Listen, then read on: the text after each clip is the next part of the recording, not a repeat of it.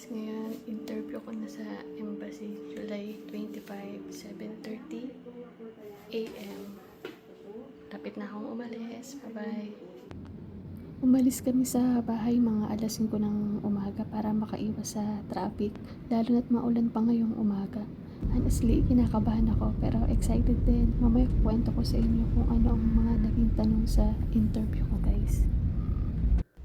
Ilang araw bago ang interview, ilang beses ko talagang chinek ang mga documents para wala akong makalimutan sa araw ng interview ko. Buti na lang, guided din kami ng agency ng husband ko. Sila ang nag-remind sa amin kung ano mga dapat dalhin para maging maayos at smooth ang process.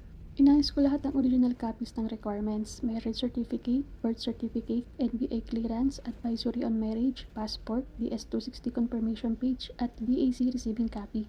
Kasama rin ang photocopy ng passport at green card ng husband ko dahil nauna na siyang umalis papuntang US. Photocopy lang ang dala ko para sa kanya. Nag-prepare din ako ng extra copies ng lahat ng documents just in case mahingin pa sa proseso. Mas okay na yung ready kaysa kulangin sa mismong araw. Huminto ka naman, ulan. Baka mamaya i-cancel yung interview namin. Malapit na kami sa US Embassy pero grabe pa rin yung ulan, parang ayaw talagang huminto. Habang papalapit kami, ramdam ko na yung kaba ko. Yung tipong tahimik ka lang pero sa loob mo ang daming tumatakbo na thoughts. Iniisip ko kung ano kaya yung mga itatanong sa interview. Kung magiging smooth ba lahat at kung okay pa yung makakausap kong consul mamaya. Nag-review naman ako bago umalis kaya sana hindi ako mablangko kapag tinanong na ako. Alam mo yun, feeling na alam mo naman yung sagot pero kinakabahan ka pa rin. Sige guys, wish me luck. Balikan ko kayo after ng interview. Update ko kayo kung ano ang nangyari. Bye-bye! See you later!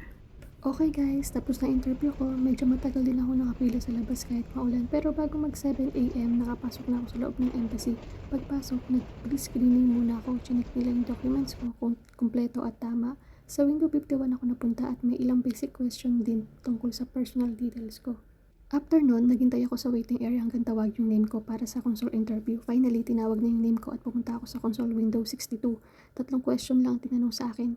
Kailan umalis ang husband ko, papuntang US, ano ang work niya, at kailan kami kinasal. Yun lang, pero sinabi sa akin ng consul na hindi pa maibibigay ang visa dahil wala pa yung medical result ko, kaya nabigyan akong 221G. And that's it. Ayan nga ang aking experience sa interview. Thanks, bye!